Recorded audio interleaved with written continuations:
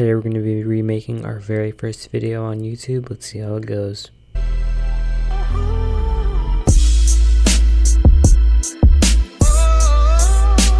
So my very first video on YouTube was posted on December 29th of 2017, and it was of a drone. I shot it on an iPhone 4S and basically a really DIY cheap knockoff type of crap. Anyways, I'm going to be re-editing this video, and this is a drone you can get for about $50 to $100. It doesn't have a camera. It's really inexpensive. More of a starting drone, so if before you want to get a DJI drone, you can get one of these and you'll be good to go. Anyways, this video was pretty bad overall, so I thought I'd like to spice it up by making it a little bit newer. As you can see, I crashed during the video. If you want to see the original video, it'll be linked in the description down below.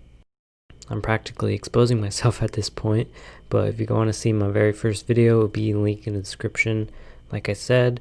And yeah, so if you want to see that, obviously I've gotten a lot better at editing and being able to get better video quality. I'm going to be upgrading soon, so stay tuned for more.